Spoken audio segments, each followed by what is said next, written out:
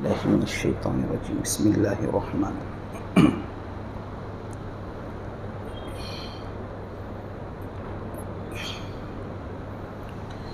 औज़ुबिल्लाहि मिनश्शैतानिर्रजीम बिस्मिल्लाह। अल्हम्दुलिल्लाहि नहमदुहु व नस्तईनुहु व नस्तगफिरुहु व नुमिनु बिही व नतवक्कलु अलैहि व नऊज़ु बिल्लाहि मिन शुरूरि अनफुसिना व मिन सय्यिआति अअमालिना। मन यहदिहिल्लाहु फला मुदिल्ल लहु व मन युद्लिलहु फला हादिय लहु।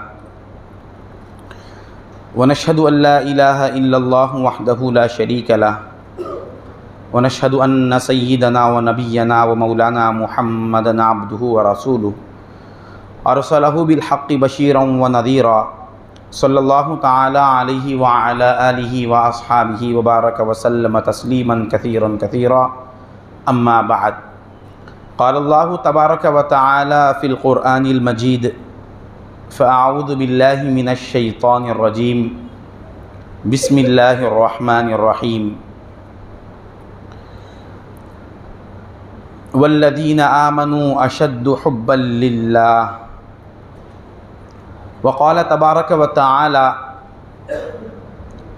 अफ़रअयत मन इत्तख़ज़ इलाहहु हवाहु व अदल्लहुल्लाहु अला इल्मिही व क़ल्बिही व जअल अला क़ल्बिही व बसरिही ग़िशावा। वक़ाल नबिय्यु सल्लल्लाहु तआला अलैहि वसल्लम यब्न आदम इन्नी ख़लक़्तुल अशिया कुल्लहा लिअजलिक व ख़लक़्तुका लिअजली। वक़ाल नबिय्यु सल्लल्लाहु तआला अलैहि वसल्लम यक़ूलुल्लाहु तआला यब्न आदम इन्नी लका मुहिब्बुन फ़बिहक़्क़ी अलैका कुल्ली मुहिब्बा औ कमा क़ाल सल्लल्लाहु तआला अलैहि वसल्लम। वक़ाल तआला फ़ी शअनि हबीबिही इजलालन व इकरामा इन्नल्लाहा व मलाइकतहु युसल्लूना अलन नबिय्य या अय्युहल्लज़ीना आमनू सल्लू अलैहि व सल्लिमू तस्लीमा। अल्लाहुम्मा सल्लि अला सय्यिदिना व मौलाना मुहम्मदिन नबिय्यिल उम्मिय्य व अला आलि सय्यिदिना व मौलाना मुहम्मदिन नबिय्यिल उम्मिय्य अल्लज़ी क़ुरिनतिल बरकतु बिज़ातिही व मुहय्याहु व तअत्तरतिल अवालिमु बितीबि ज़िक्रिही व रय्याहु।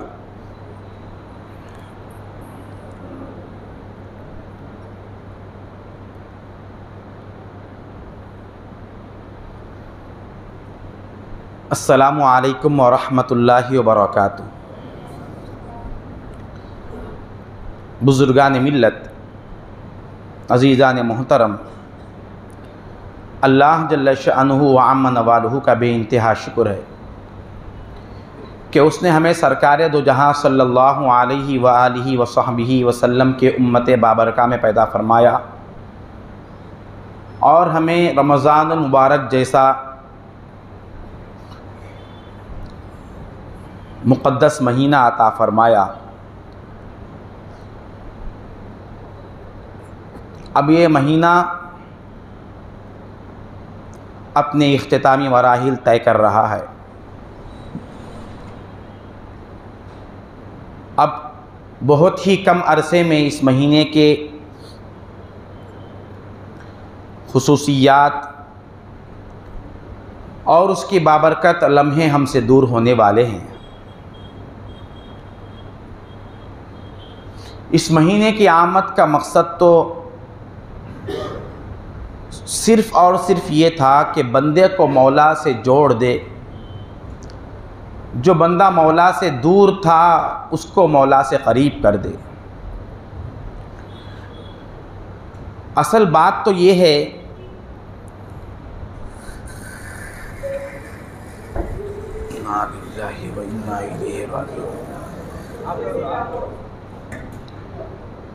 असल बात तो ये है कि इंसान अपनी चाहत की पैरवी करता है।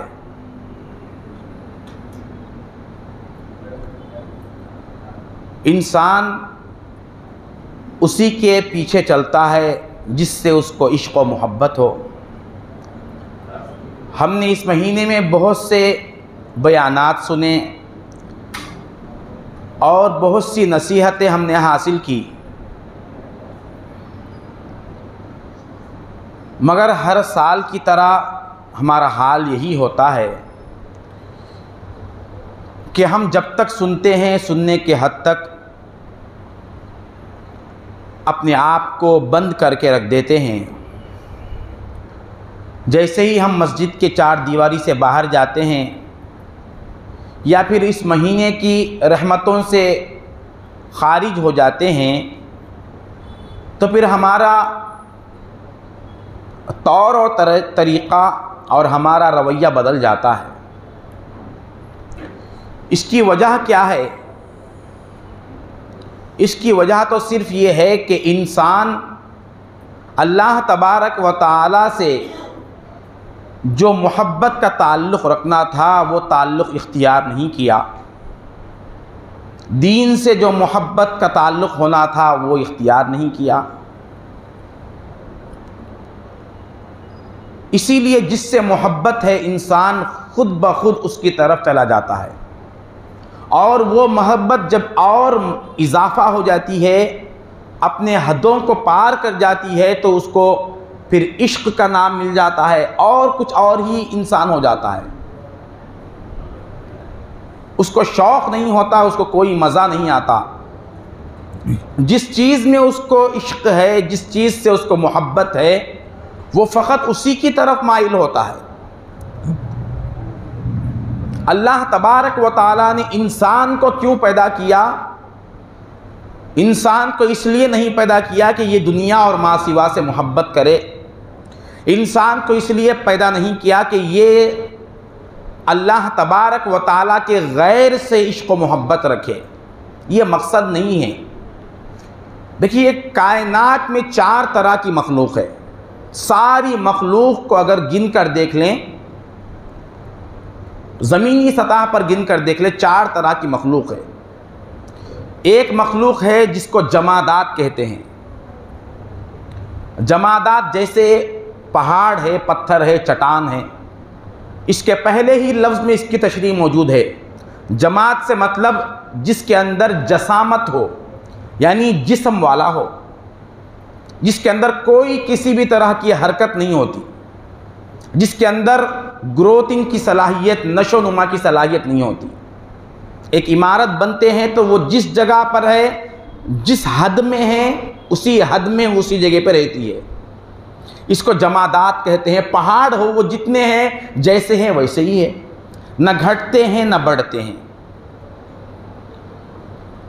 उसके बाद दूसरी किस्म है नबातात। इसकी मिसाल है जैसे झाड़ है, बढ़ने वाली चीज़ें। इसकी खुसूसियत ये है कि इसकी खुसूसियत भी इसके पहले लफ्ज़ में है। जैसे पहला लफ्ज़ नबातात का नून है, यानी इसके अंदर नशोनुमा की सलाहियत है, बढ़ने की सलाहियत है। झाड़ छोटे से बड़ा हो जाता है, फैल जाता है, बेफल होता है, फिर फलदार हो जाता है। ये उसकी कैफियत है। उसके बाद एक और किस्म है हैवानात। जैसे हम जानते हैं जानवर वगैरह जो भी होते हैं, अब उनकी खूबी भी हैवानात के पहले ही लफ्ज़ में है, यानी ये हरकत करने वाले। इनके अंदर बढ़ने की भी सलाहियत है और हरकत भी करते हैं। जमादात यानी पत्थर, झाड़ वगैरह, नबातात यानी दरख्त वगैरह उस तरह के, हैवानात यानी जानवर वगैरह। इसके बाद चौथी किस्म है इंसानात की। इसका जो मसला है, इसकी जो खूबी है, वो भी इसके पहले लफ्ज़ में है। वो है उन्स। इंसान का मतलब क्या है? वो जिसके अंदर उन्स हो। उन्स ये अरबी का लफ्ज़ है, इसका माना है मोहब्बत करने वाला, टूट कर किसी से चाहत रखने वाला और इश्क रखने वाला। ये जितनी भी अल्लाह तबारक व तआला ने मखलूक बनाए हैं, ये सारी मखलूक सिर्फ इंसान के लिए है। जमादात भी इंसान के लिए, नबातात भी इंसान के लिए, हैवानात भी इंसान के लिए है। इसीलिए अहलुल्लाह बुजुर्ग दीन कहते हैं, ये जो जमादात है ये जमादात है, ये ताबे हो जाते हैं नबातात के, यानी ज़मीन के जिस हिस्से में झाड़ को लगाया जाता है ज़मीन उसको बढ़ाने की तरफ जो है माइल हो जाती है। उसी तरह नबातात ये ताबे हैं, ये कुर्बान हैं हैवानात पर। हैवान वगैरह इन चीज़ों को, झाड़ों को खा लेते हैं। फिर उसके बाद ये हैवानात जो है ये इंसानात में फ़ना है, ये इस इंसान के ताबे है। इसीलिए कोई हैवान किसी इंसान का माबूद नहीं बन सकता। ये सारी चीज़ें इंसान के लिए पैदा किया गया है। जमादात नबातात के लिए है, नबातात हैवानात के लिए है और हैवानात इंसानात के लिए है। तो फिर सवाल ये होगा इंसान किसके लिए है? इंसान किसके लिए है? तो सरकार दो आलम सल्लल्लाहु अलैहि वसल्लम हदीस कुदसी बयान फरमाते हैं, अल्लाह तबारक व तआला फरमाता है, यब्न आदम इन्नी खलक़तुल अशिया कुल्लहा लिअजलिक व खलक़तुका लिअजली। ऐ आदम के बेटे, मैंने सारी कायनात को तेरे लिए पैदा किया और तुझको फ़कत मेरे लिए पैदा किया, तू किसी और के लिए नहीं है। खलक़ लकुम मा फ़िल अर्ज़ जमीआ, सारी कायनात ये तेरी ग़ुलाम है, मतलब तेरे लिए है, किसी और के लिए नहीं है। कुरान में फरमाया अल्लाह तबारक व तआला ने कि खलक़ लकुम मा फ़िल अर्ज़ जमीआ, जो कुछ ज़मीन में है वो सिर्फ तुम्हारे लिए, किसी और के लिए नहीं है। ये बात इसलिए लाने की ज़रूरत पड़ी कि हम उस चीज़ को चाह कर अल्लाह की चाहत को भुला बैठे हैं, जो चीज़ खुद हमारे ताबे है। जिस चीज़ को हमारे लिए पैदा किया गया है हम उसके खुद आशिक हो गए। दौलत किसके लिए है? हम दौलत के लिए है या दौलत हमारे लिए है? दुनिया हमारे लिए है या हम दुनिया के लिए है? खाना पीना हमारे लिए है या हम खाने पीने के लिए है? जो जिसके लिए है वो उसके ताबे होता है, जो जिसके लिए है वो उसके पीछे फिरता है, जो जिसके लिए है वो उसके सामने झुकता है, जो जिसके लिए है उसकी तरफ उसी से लगी हुई होती है। अगर हम खाने के लिए है तो हम खाने के पीछे जा सकते हैं, अगर हम दौलत के लिए हैं तो हमारा दौलत के पीछे जाना बिल्कुल रवा है।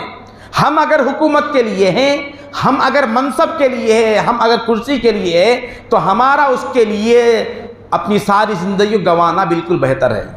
मगर अल्लाह तबारक व तआला फरमाता है, बंदे तू न दौलत के लिए है, न तू शोहरत के लिए है, न तू माल और मता के लिए है, तू किसी भी शय के लिए नहीं है, तू फ़कत मेरे लिए है, फ़कत मेरे लिए है और कोई चीज़ नहीं है। ये हम बारहा जो सुनते हैं, अल्लाह ने इंसान को इबादत के लिए पैदा किया, वमा खलक़तुल जिन्ना वल इंसा इल्ला लियअबुदून, ये सुनते हैं। इसका भी मतलब वही है कि अल्लाह तबारक व तआला ने इंसान को फ़कत इबादत के लिए पैदा किया। इबादत का खुलासा ही इश्क है, मोहब्बत है, उसके सिवा नहीं है। वैसे तो अल्लाह के पास मलाइका की एक इंतहाई मुतबर्रिक और गैर मुतनाही एक बहुत बड़ी जमात थी, फिर इंसान को क्यों पैदा किया अल्लाह ताला? फरिश्तों को मालूम ही नहीं कि मोहब्बत क्या चीज़ है, इश्क क्या चीज़ है। फरिश्तों को इससे कोई ताल्लुक़ नहीं, इससे कोई मारिफत नहीं उनको। इंसान को पैदा इसलिए किया कि ये तो हमारे सामने बहुत सी इबादतें करते हैं, मगर मेरे लिए तड़पने की, मेरे चाहत के लिए हर चीज़ कुर्बान करने का जो जज्बा है वो फरिश्तों को हासिल नहीं। जो इंसान के अंदर है वो अल्लाह ताला देखना चाहता है। दर्द दिल के लिए पैदा किया इंसान को, वरना ताअत के लिए कुछ कम न थे कर रो दिया। ये कैफियत जो अल्लाह ताला ने इंसान के अंदर रखा, इंसान जो लफ्ज़ आप सुन रहे हैं इसका माना ही, ये लफ्ज़ अरबी का है, इसको ट्रांसलेट करेंगे तो इसका माना है मोहब्बत करने वाला। इंसान का माना क्या है? मोहब्बत करने वाला। इसके अंदर अल्लाह तबारक व तआला मोहब्बत की सिफत डाल के भेजा। इंसान के अंदर एक जौहर, ऐसा अजीमुशान जौहर जो किसी और में नहीं है, मोहब्बत करना, किसी के लिए टूट कर चाहना, और किसी की चाहत आ जाए तो उसकी चाहत के सामने हर चीज़ को खुशी के साथ गंवा देना, गवारा कर लेना, ये इंसान की कैफियत है। ये नौजवान छोकरों को नहीं देख रहे हम, दीन को तक छोड़ने तैयार हो जाते हैं। जिससे मोहब्बत हो जाती, जिससे चाहत हो जाती, उसको हासिल करने के वास्ते हम क्या कुछ कर नहीं गुजरते। हर चीज़ गंवा बैठते अपनी चाहत के वास्ते, हर चीज़ भुला देते अपनी चाहत के वास्ते। ये चाहत, ये इश्क और ये मोहब्बत की कैफियत, ये सलाहियत जो अल्लाह ने इंसान के अंदर रखा, इसलिए रखा ताकि उसको अल्लाह के लिए इस्तेमाल करे। और ये बंदा है कि अल्लाह एक को वहां से हटा दिया, सबकी मोहब्बत लाके जमा कर दिया। एक अल्लाह को हटा दिया, सबकी चाहतें अंदर रख लिया। क्या ख्याल है? मोहब्बत और इश्क ये कभी शरीक को पसंद नहीं करता, दूसरे को पसंद नहीं करता। अब दुनिया की जिस चीज़ को भी हम चाहते हैं उसके एक ज़ाहिरी हुस्न को देखकर चाहते हैं, जैसे ही वो ख़त्म हो जाए फिर उसका एतबार ही नहीं हमारे सामने। चाहे अगर कोई शख्स मरते दम तक किसी से मोहब्बत रखे तो मरने के बाद ज़रूर उसकी मोहब्बत उससे दूर होनी पड़ेगी, उसके सिवा दूसरा कोई चारा नहीं है। अब जिससे पहले मोहब्बत है उसकी तरफ खुद ब खुद खिंचा जाता। ये नमाज के फ़ज़ाइल बोल बोल के अंदर बुलाना, इसकी ज़रूरत ही नहीं है। जिस तरह नमाज के फ़ज़ाइल बोल के वक्त मुकर्रर करके नमाज़ों के लिए जो बुलाते हैं, क्या कोई हमें ऑफिस को जाने के लिए या दुकान को जाने के लिए बोलता है इस तरह? भाई पाबंदी से दुकान को जाना चाहिए। कोई खतीब कारोबार के फ़ज़ाइल बयान किए, कारोबार पाबंदी से करना चाहिए, अच्छी तरह पेट भरकर खाना चाहिए, खाने में कोई कमी नहीं करना चाहिए, बोलने की ज़रूरत है। ये खामखा दावतों में हमें दिखाने के लिए लोग दाल दाल खिलाते हैं, वो नई दालें भी तो हम बराबर खाते। जब चाहत इंसान की है तो कोई रोकने वाला नहीं, चाहत और मोहब्बत नहीं है तो उसको उसकी तरफ कोई खींच नहीं सकता। मौलाना रूम रहमतुल्लाह अलैह ने एक मज़ेदार वाक़या बयान फरमाया। मजनू बहुत दिनों तक लैला से दूर था, बहुत दिनों से दूर था, क्योंकि उसकी जो ऊँटनी थी वो बच्चे को जन चुकी थी, उसके अंदर चलने की सलाहियत नहीं थी, चलने की सलाहियत उसके अंदर नहीं थी। जैसे ही चंद दिन गुजरे तो मजनू ने ठान लिया कि अब तो मैं लैला के पास जाकर रहूँगा। वो ऊँटनी को तैयार किया और उस पर सवार हो गया और लैला के गली की तरफ, बस्ती की तरफ निकल गया। ये मत समझिए कि ये कोई लैला और मजनू का किस्सा है, इंशाल्लाह आगे उसका भी हम हल कर देंगे कि मुखर्रिरीन अक्सर इसके वाक़ियात क्यों बयान करते हैं। तो बात ये हुई कि वो ऊँटनी पर सवार हो गया और जाने लगा। थोड़ी दूर वो ऊँटनी चलने लगी तो मजनू जो है लैला के ख्यालात में खो गया। उसके ख्यालात में इस तरह से गुम हो गया कि ऊँटनी की जो नुकेल थी वो उसके हाथ से ढीली होने लगी, उसकी गिरफ्त ढीली होने लगी। फिर आगे इतना और ख्यालात में गुम हो गया कि उसके हाथ से वो नुकेल छूट गई, हाथ से वो नुकेल छूट गई। ऊँटनी ने महसूस किया कि अब तो इसके हाथ से नुकेल छूट गई है, तो ऊँटनी रास्ता बदल दी और जहाँ से निकली थी अपने घर की तरफ वापस जाने लगी। क्योंकि उसका छोटा सा बच्चा घर में था, बच्चा जन चुकी थी। वो बच्चे की मोहब्बत में बच्चे को देखने के लिए वो मुड़ गई और आगे जो है घर की तरफ जाने लगी। और मजनू को ख्याल भी नहीं है कि ये ऊँटनी जो है वापस जा रही है, क्योंकि वो इतना मस्त है उसके ख्यालात में, लैला के ख्यालात में, कि उसको ख्याल भी नहीं कि ऊँटनी किस तरफ जाना था उसको और किस तरफ वो जा रही है। जब घर के करीब पहुंचकर ऊँटनी रुक गई तो फिर मजनू को एहसास हुआ कि ये तो ऊँटनी रुक गई है। जैसे ही देखा तो उसका ही घर सामने था, वो अपने बच्चे से प्यार कर रही थी ऊँटनी। मजनू ने फिर उसको मोड़ा और फिर लैला की बस्ती की तरफ निकल गया। फिर थोड़ी दूर जाने के बाद लैला के ख्यालात इस पर सवार हो गए और फिर वो भूल गया कि वो किधर जा रहा है। फिर उसके हाथ से नुकेल छूट गई। छूटना ही था कि वो फिर ऊँटनी साबिक़ा कैफियत की तरह फिर वापस घर जाने लगी। जैसे ही फिर घर पहुंची और रुक गई तो मजनू फिर ख्यालात से बाहर निकला, नमाज से सलाम फेरे जैसा ख्यालात से बाहर निकला। वो बाहर निकलते फिर उसको ख्याल हुआ कि ये तो इधर आ गई है, फिर लेकर उधर निकला। फिर तीसरी मर्तबा भी उस पर ख्यालात गालिब आ गए, फिर वो ऊँटनी घर की तरफ आ गई। तो मजनू ने कहा, अरे तेरी लैला तो यहाँ है, मेरी लैला तो वहाँ है।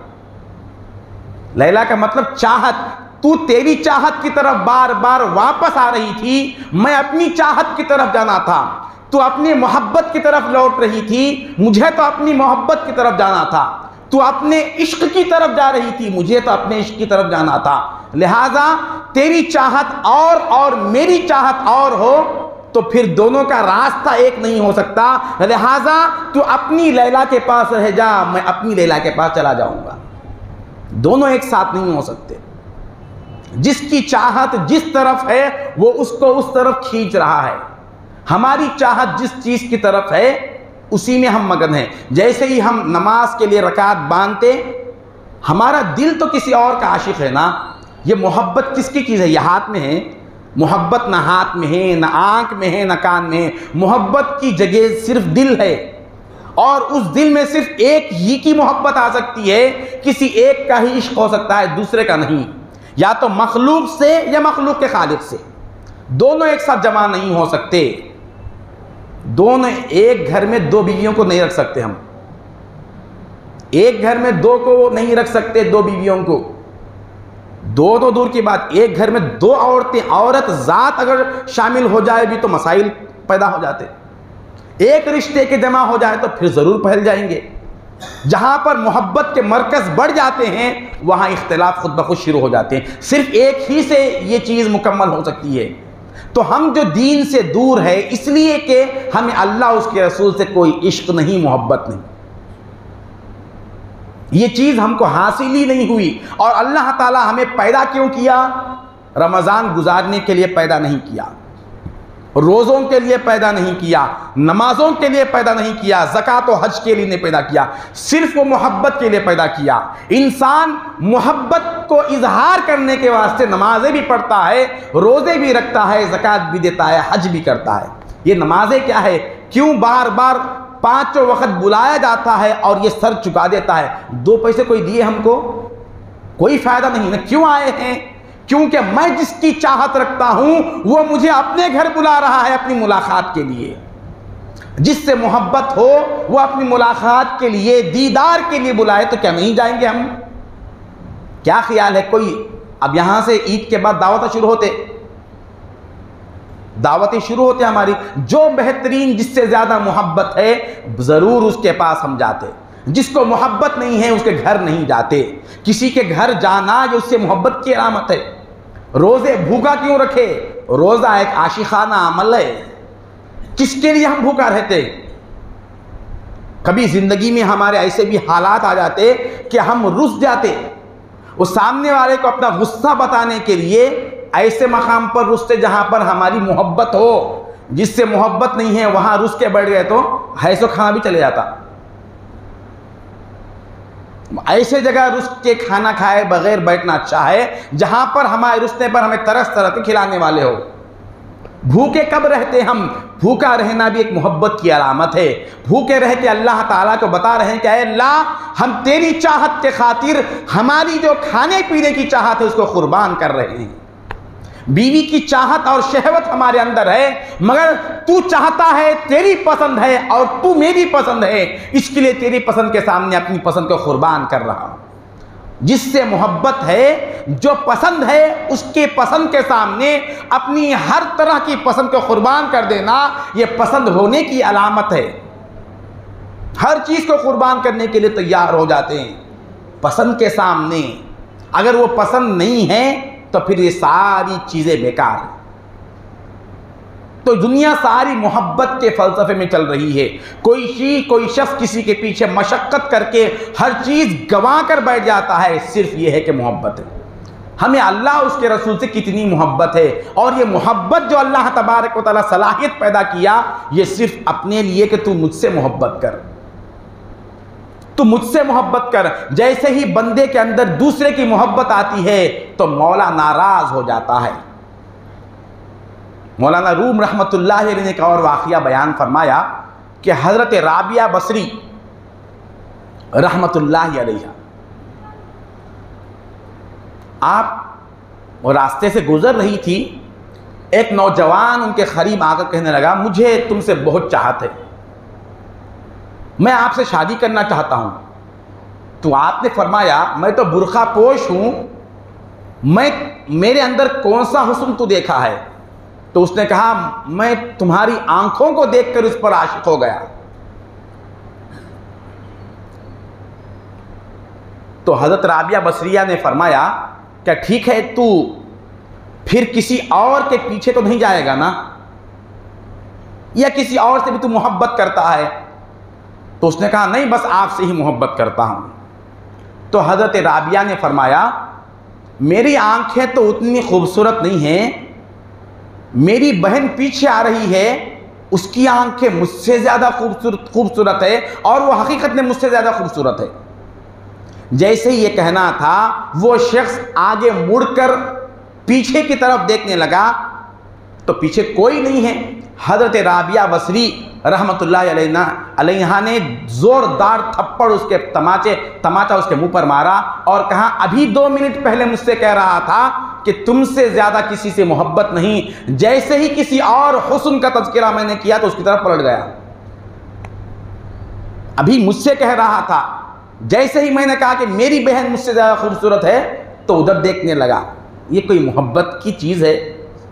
हमारी मोहब्बत दुनिया की ऐसी ही है, हमारी सारी मोहब्बत ऐसी ही है। अल्लाह तबारक व तआला यही चाह रहा है, ऐ आदम के बेटे, यब्न आदम इन्नी लका मुहिब्बुन। क्या ईमान अफरोज़ चीज़ है। ऐ आदम के बेटे, मैं तुझसे मोहब्बत करता हूँ। कौन कह रहा है?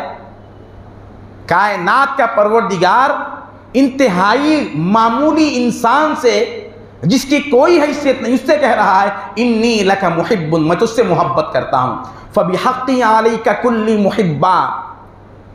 क्या इसके बावजूद भी कायनात का रब होते हुए मैं तुझसे जो मोहब्बत कर रहा हूँ, इसके बावजूद क्या तेरा यह हक़ नहीं बनता कि तू मुझसे मोहब्बत करे? मेरी मोहब्बत के मंशा को देखकर, मेरी मोहब्बत को देखकर ही सही कम अज़ कम मुझसे तू मोहब्बत कर।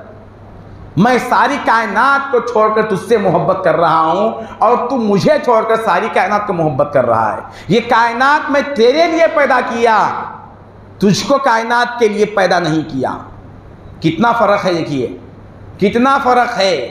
हम किसके लिए हैं और हम अपने आप को किसके लिए तसव्वुर कर रहे हैं।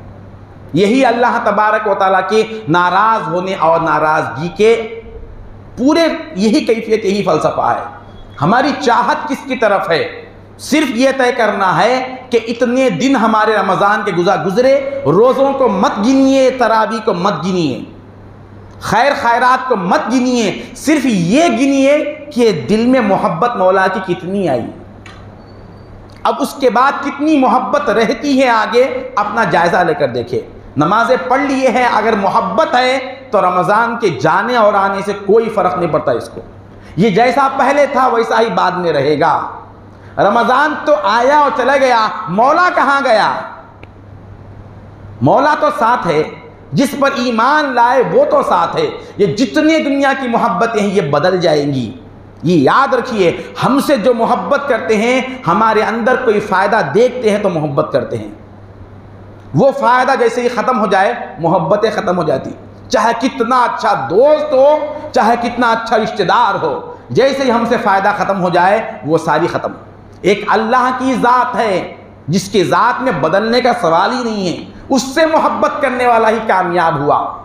और वो ज़ात तो ऐसी है, आप अपने सबसे चहीते दोस्त के साथ 1-2 मिनट के लिए बदतमीज़ी करके देखिए, उसके शान में, उसके अदब में ज़री सी कोताही करके देखिए, दूसरे दिन से मुंह मोड़ कर चले जाएगा। सारी ज़िंदगी मोहब्बत और प्यार से जिस बीवी को हमने रखा है, ज़रा उसके फरमाइश को, एक फरमाइश को छोड़ दे। और बीवियों के लिए भी जिस शौहर से इतना राबिता था, उसके एक मंशा को आप पसे पुश डाल दो, बच्चों को तक हर चीज दिलाए, सारी जिंदगी मैं तेरी बात सुना, आज एक मेरी बात सुन ले बच्चे, नहीं सुनता आज, नहीं बाबा आज एक बात आप सुन लो, उसके बाद जो बोले मैं तुम्हारी सुनता हूं।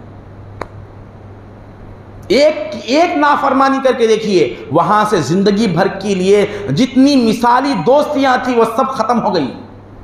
और एक परवरदिगार आलम है, सारी जिंदगी नाफरमानी करके आखिरी वक्त में आके तौबा करता है बंदा, तो अल्लाह तबारक व तआला उसके सारे गुनाहों को मेट देता है। कौन मोहब्बत के लायक है? मोहब्बत किससे करना था और किससे कर रहे हैं? हज़रत सैयदना उमर फारूक रज़ी अल्लाह ताला अन्हु का दौरे खिलाफत है। एक गाने वाला था, गाना गाने वाला था। गाना गाना ये गुनाह है और बदतरीन गुनाहों में से है। गाना गाना और सुनाना ये बदतरीन गुनाहों में से है। ऐसा शख्स था जो गाना गाता था, गवैया था। जब वो बूढ़ा हो गया तो उसकी आवाज़ भद्दी हो गई, आवाज़ में जो रऊनत थी वो सब ख़त्म हो गई, आवाज़ की कशिश ख़त्म हो गई। तो लोग उसका गाना सुनना छोड़ दिए, उसकी रोज़गार भी ख़त्म हो गई, पैसे वगैरह आना भी बंद हो गए। तो वो एक कब्रिस्तान में गया और कोने में बैठकर रोने लगा कि हाय अफसोस, लोग मेरी आवाज़ को सुनते थे और वाह करते थे और पैसे भी देते थे। जैसे ही मेरी आवाज़ की निखार ख़त्म हो गई, मैं आवाज़ सुनाने के लायक ना रहा, तो लोग भी देने के लिए पीछे हट गए।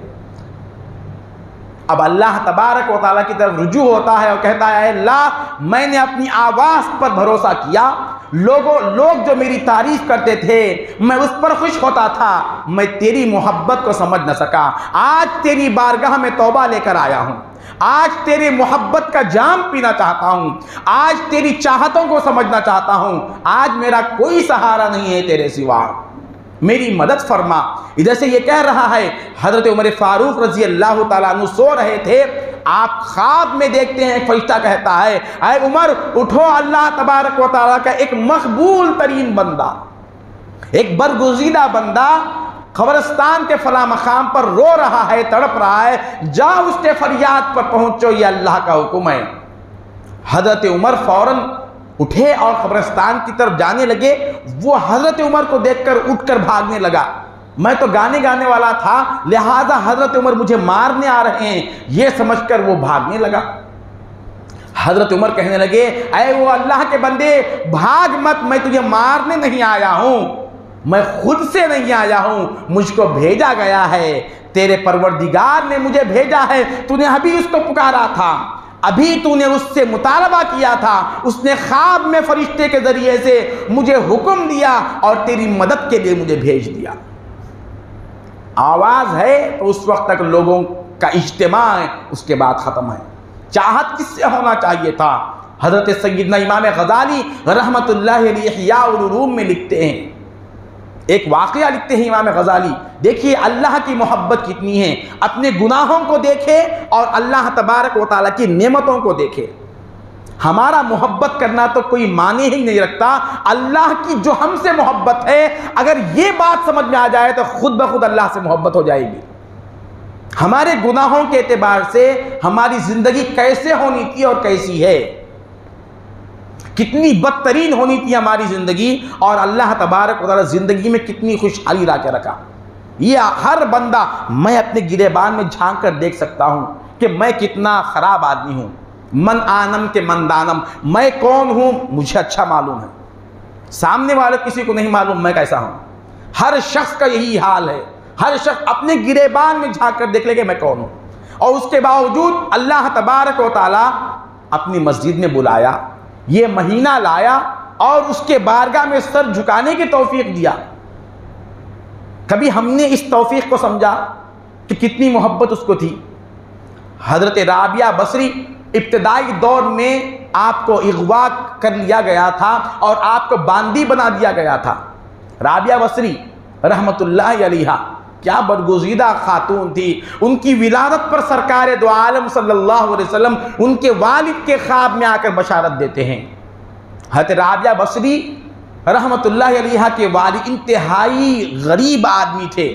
जिस दिन ज़चकी हो रही थी, जिस दिन राबिया बसरी पैदा होने वाली थी, उनके घर में कोई पैसा नहीं था। हुजूर पाक सल्लल्लाहु अलैहि वसल्लम ने ख्वाब में तशरीफ़ लाकर उनको बशारत दी, उनके वालिद को कहा कि तुम्हारे पास पैसे नहीं है, घबराओ मत, तुम्हारे घर में एक बाखुदा और अल्लाह से टूटकर मोहब्बत और इश्क रखने वाली और उनके मोहब्बत उनके तक़वे के चर्चे से मेरी उम्मत फ़ायदा उठाने वाली है, ऐसी खातून, ऐसी मेरी बेटी पैदा हो रही है। जाओ तुम्हारे बस्ती के गवर्नर के पास जाओ और उससे जाकर कहो कि जो तोहफा जुमेरात की रात को मिलना था, हर जुमेरात मिलता था, वो नहीं मिला, उसके बदले में इनको 100 दिरहम दे दो। क्या तोहफा था किसी को नहीं मालूम। ये गए और गवर्नर के पास जाकर कहने लगे, गवर्नर के पास पहुंचे तो दरबान ने रोक लिया। तो उन्होंने कहा मुझे बहुत ज़रूरी बात करना है, मुझे ज़रूरी बात करना है। उन्होंने सुना नहीं। फिर आखिर में कहने लगे गवर्नर जो हाकिम वक्त है उनका कुछ खर्जा है, वो मुझे देना है, बाकी है।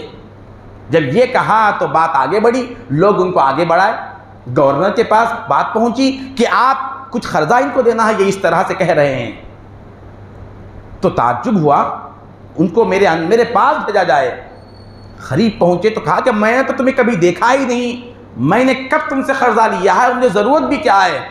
तो उन्होंने कहा आप का जो हक़ बाकी है, मुझे जो देना है वो इस तरह से है कि हर जुमेरात को जो आप 100 का तोहफ़ा जो सरकार दो आलम को भेजते थे वो इस जुमेरात को नहीं भेजे। सरकार दो आलम सल्लल्लाहु अलैहि वसल्लम ने ख्वाब में तशरीफ़ लाकर मुझे कहा कि उसके बदले में 100 दीनार मुझे दे दे। ये सुनना था, वो ज़ारो ख़तार रोता हुआ ज़मीन पर गिर पड़ा और कहने तुमने सच फरमाया, मैं हर जुमेरात 100 मरतबा सरकार दो आलम सल्लल्लाहु अलैहि वसल्लम के बारगाह में दुरूद का नजराना भेजता था, उससे पहले नहीं सोता था। इस जुमेरात को मैं हुकूमत के कामों की वजह से भूल गया हूँ। हाय अफसोस, मैं सरकार को भूल गया, सरकार मुझे नहीं भूले। मैं हुजूर को भूल गया और हुजूर मुझको नहीं भूले हैं। वो 100 दीनार भी दिया और साथ में और भी बहुत कुछ दे दिए। यही होता है दोस्त, जो हमसे मोहब्बत करते हैं वो हमको कभी नहीं भूलते, वो कभी नहीं भूलते। बच्चे माँ बाप को भूल जाते हैं, माँ बाप औलाद को नहीं भूलती। उम्मती आखा को भूल सकता है, आखा उम्मती को नहीं भूलते। चाहे वो इंतहाई अदना और गुनाहगार उम्मती भी हो, उसको भी सरकार दो आलम सल्लल्लाहु अलैहि वसल्लम याद रखते हैं। बंदा मौला को भूल जाता है, मौला बंदे को नहीं भूलता। या बना आदम, अल्लाह फरमाता है अज़कुरुका व तंसानी, ऐ आदम के बेटे तू मुझे भूल जाता है, मैं तो तुझे याद ही रखता हूँ, मैं तुझे याद करता हूं, तू भूल जाता है। अस्तुरुका वला तख्शानी, तू गुनाह पे गुनाह करता है, मैं छुपाता ही जाता हूं, मैं छुपाता हूं मगर तू डरता नहीं है। इन ज़करतनी ज़करतुक, तू याद करता है तो मैं याद करता हूं। यहां तो बात बराबर हो गई ना, तू याद करता है तो मैं याद करता हूं। फिर आगे मोहब्बत की हद हो गई, वो इन नसीतनी ज़करतुक, आए बंदे तू याद करते करते भूल जाता है मगर मैं नहीं भूलता। तू भूल जाता है, मैं नहीं भूलता। ऐसे परवरदिगार को हमने भुला दिया। तो वाक़या में बता रहा था हज़रत राबिया बसरी रहमतुल्लाहि अलैहा का। बचपन में उनको इग़वा कर लिया गया। जिस आका के पास वो बांदी बनी हुई थी, रात जब होती तो उसके करीब आकर पूछती क्या कोई खिदमत और बाकी है। कहा कि नहीं, पूरी खिदमत हो गई। क्या मेरे लिए छुट्टी है? कहा कि हाँ तुम्हारे लिए छुट्टी है। क्या मेरे लिए अब तुम कोई खिदमत नहीं बोलोगे सुबह तक? जब वो कहता कि हाँ सुबह तक तुम्हारे लिए कोई खिदमत नहीं है, तो फिर मुसल्ला बिछाती और अल्लाह की बारगाह में इबादत गुजार हो जाती। इसकी लज्जत किसको मिलेगी? रात में रोने की लज्जत किसको मिल सकती है? एक तो ये लज्जत से महरूम भी है और उसका एहसास भी नहीं है कि हम बहुत बड़ी चीज़ से महरूम हैं। किसको मिलती? अब ये वाक़या सुनिए, मालूम होगा। रात में इबादत करके सर सजदे में रख के अल्लाह की बारगाह में जब रो रही थी और रोने की जो आवाज़ बुलंद हुई तो आका वो जो था वो बेदार हो गए और करीब आकर देखा कि ये क्या कर रही है ये खातून। दरवाजे के दहलीज पर ठहर कर सुनने लगा तो हज़रत राबिया बसरी सर सजदे में हैं और अल्लाह की बारगाह में कह रही है, ऐ अल्लाह तेरी उस मोहब्बत का वास्ता जो तू मुझसे कर रहा है। क्या फरमा रही है? तू जो मुझसे मोहब्बत कर रहा है उस मोहब्बत का वास्ता दे रहा हूं कि तू राबिया को माफ कर दे। इसको ताज्जुब हुआ, बंदा मौला से मोहब्बत करता है या मौला बंदे से मोहब्बत करना चाहिए?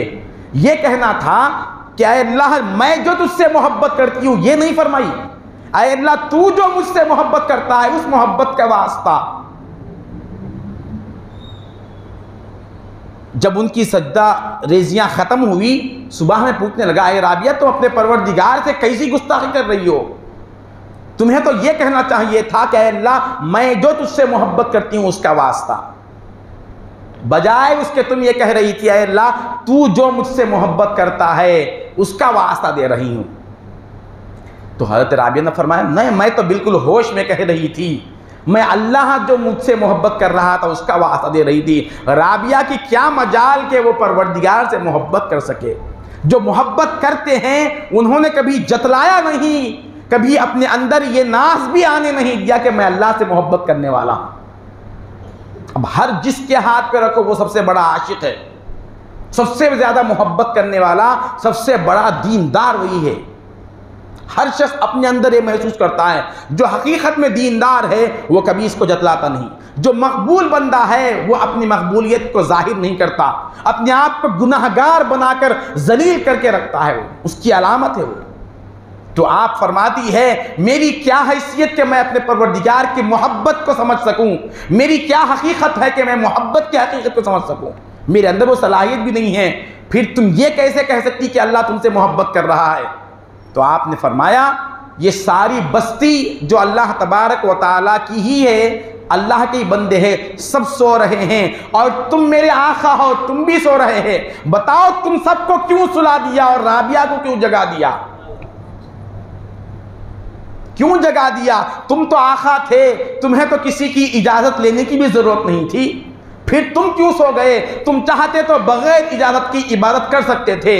मैं कौन हूं, मेरी क्या हैसियत है? मैं इजाजत लेने के बावजूद, मैं बांदी होने के बावजूद, किसी के खैर में होने के बावजूद अल्लाह तबारक व तआला ने मुझे उसके बारगाह में सर झुकाने की तौफीक दी। अगर मोहब्बत नहीं थी राबिया को तो क्यों झुकाता था? मोहब्बत नहीं थी तो क्यों उठाता था? मोहब्बत नहीं थी राबिया से तो उसको रोने क्यों देता था, रोने की लज्जतें क्यों देता था? ये मोहब्बत ही की तो अलामत थी। जिससे मोहब्बत होती है उसको अल्लाह तबारक व तआला दुनिया नहीं देता, दौलत दीन देता है, उसको खुद तौफीक देता है अल्लाह के राह में खर्च करने का। मैं तो आज बंदे को अल्लाह से मोहब्बत करने का उन्वान लेकर बैठा था, बात तो उल्टी हो गई कि बंदा हकीकत में अल्लाह से मोहब्बत करने के लायक भी नहीं है, ये लायक भी नहीं है, ये जान भी नहीं सकता। बात तो हकीकत तो ये है कि अल्लाह मोहब्बत करता है। जब अल्लाह किसी से मोहब्बत करता है तो उसका फैज़ बंदे को ये मिलता है कि फिर बंदा भी मुहिब बन जाता है, इसको भी मोहब्बत की तौफीक मिलती है, फिर ये किसी चीज़ की परवाह नहीं करता, किसी चीज़ की परवाह नहीं करता। हमारी मोहब्बतों के रुख आज बदल गए दोस्त, बदल गए हमारे मोहब्बतों के रुख। इसीलिए हम परेशान हैं। गैर से जो मोहब्बत के लायक नहीं है उससे मोहब्बत करेंगे तो सबसे बड़ी खराबी क्या आएगी मालूम? परेशानी आएगी, परेशानी आएगी।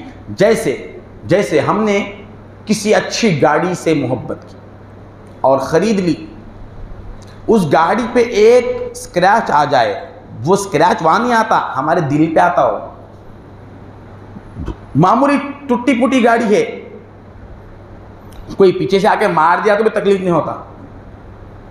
जो गाड़ी नई है, पसंदीदा है, तो पूरा ख्याल उसी की तरफ रहता।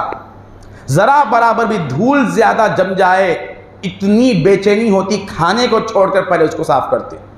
जरा बराबर भी कोई कमी आ गई तो बर्दाश्त नहीं कर सकते। अरे वो तो ऐसी चीज़ है जिससे मोहब्बत कर रहे हैं, या तो वो एक न एक दिन ख़राब होकर ही रहेगी। अगर अच्छा देख लिए, उसके साथ 10 नौकरों को लगा दिए, मरने तक अच्छा देख लिए, वो अगर ऐसे ही महफूज रह गई, तुमको तो जाना पड़ेगा ना। या तो वो हमसे दूर हो जाएगी या नहीं तो हमको उससे दूर होना ही पड़ेगा। दूर होने वाली चीज से मोहब्बत क्यों? दूर होने वाली चीज से मोहब्बत क्यों? इसीलिए मोमिन की अलामत यह है कि मरते वक्त अल्लाह तबारक व तआला उसके चेहरे पे मुस्कुराहट रख देता। नाफरमान की अलामत जो अल्लाह से मोहब्बत करने वाला नहीं है, उसके मौत की कैफियत यह होती है कि वो अफसोस के साथ मरता है। अल्लाह से मोहब्बत करने वाली की मौत और मोहब्बत नहीं करने वाली की मौत इस तरह की है। क्यों? वो क्यों मायूस मरता?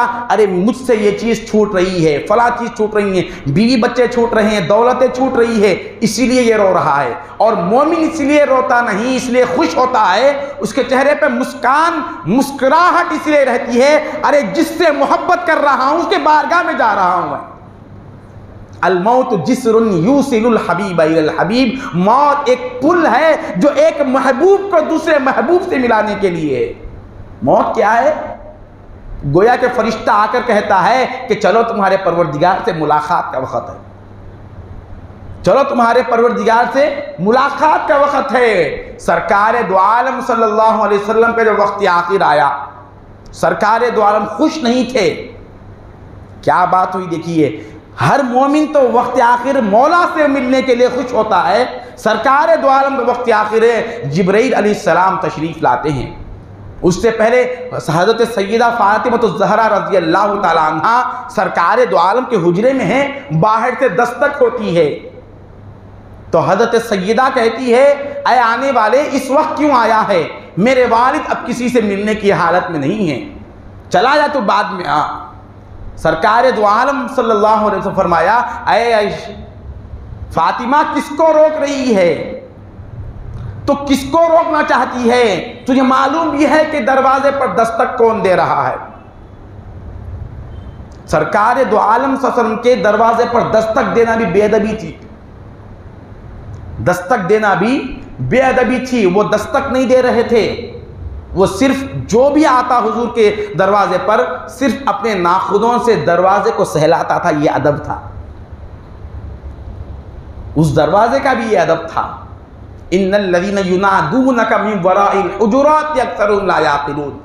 इब्तिदा में कुछ देहाती लोग होते थे, वो कभी बेवक्त आ जाते थे और सरकार दो आलम सल्लल्लाहु अलैहि वसल्लम के दरवाजे पर जोर जोर से मारते थे। सरकार दो आलम सल्लल्लाहु अलैहि वसल्लम कभी आराम करते होते थे, वो आवाज़ को सुनकर बेदार हो जाते थे।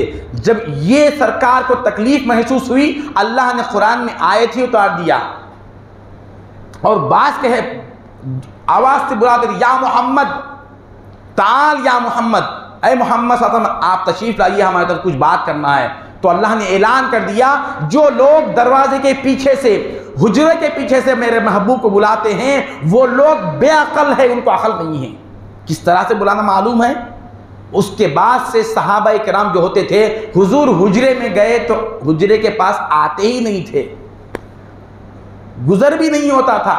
अगर ज़रूरी काम होता था तो उंगलियों से इस तरह से सहलाते रहते थे। अब यहाँ सवाल एक ये होगा कि भाई उम्मती कुछ पूछना चाहे तो फिर नबी के पास कैसे जाए? दरवाज़ा खटखटाए नहीं, या दरवाज़ा पर दस्तक देना भी बेअदबी है, बाहर से पुकारना भी बेअदबी है, दो भी बेअदबी है। कुछ मसला पूछना है तो क्या करे? ये सवाल होगा ना। कुरान की यह आयत तो बिल्कुल बता रही है, पुकारने वाले अक्लमंद नहीं हैं, तो क्या फिर जाके दरवाजे के पास वैसे ही ठहरे रहे? ऐसे ही होता था। अगर कोई सख्त ज़रूरत होती तो दरवाजे के पास वैसे ही ठहर जाते थे। दरवाजे के पास कोई आकर ठहरता तो 2-4 लम्हों के अंदर आका दो जहां खुद दरवाज़ा खोल देते थे, क्योंकि ये वो ज़ात गिरामी है जिसके दरवाजे पर आने वाला आवाज़ देने का भी मोहताज नहीं होता। वहां आकर दरवाजे को दस्तक देने की भी जरूरत नहीं होती, दरवाजे पर आना उसका काम है। दरवाजा खोलना और उसके शान के मुताबिक नवाजना वो उस घर वाले का काम है। ये हुजूर की शान थी। कोई आकर ठहरता तो खुद ब खुद दरवाजा खुल जाता था। आज मलकुल मौत आए हुए हैं, उनकी आमद पर, आहट पर सैयदा ने कहा कि तुम चले जाओ, यहाँ से क्यों आए हो? हुजूर फरमाते हैं कि ऐ फातिमा, किसको रोक रही है? ये वो ज़ात है जब ये किसी के पास आता है तो ना इसको दरवाजे रोक सकते हैं, ना इसको पहाड़ और झाड़ रोक सकते हैं। ये मलकुल मौत आए हुए हैं। सरकार दो आलम सल्लल्लाहु अलैहि वसल्लम के करीब पहुंचे तो कहा कि ऐ मलकुल मौत, क्या हुक्म है? कहा कि अल्लाह तबारक व तआला ने फरमाया कि इख्तियार है मेरे महबूब, आना चाहे तो लेकर आओ वरना वहीं रहने दो। ये कोई छोटी कच्ची पक्की रिवायत नहीं है, किसी का इसमें मसला नहीं है। मुतअद्दिद कौन सी भी सीरत की किताब उठाकर देख लीजिए, सीरत इब्ने हिशाम से लेकर हर किताब में तफसील है। इख्तियार दिया जा रहा है, आना चाहे तो लेकर आओ वरना छोड़ कर आओ। साथ में हजरत सैयदना जिब्रील अलैहिस्सलाम आए। जिब्रील अलैहिस्सलाम हुजूर के सराहने खड़े हुए थे। हुजूर ने आंख उठाकर ऊपर की तरफ देखा, जिब्रील थे। यानी जिब्रील, तुम क्या कहते हो, आज जाऊं या रह जाऊं?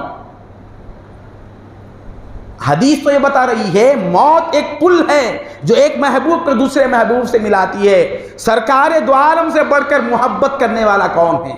और सरकार को अल्लाह से ज्यादा मोहब्बत करने वाला कौन था? चले जाना था, क्यों रुक गए? क्यों रुक गए?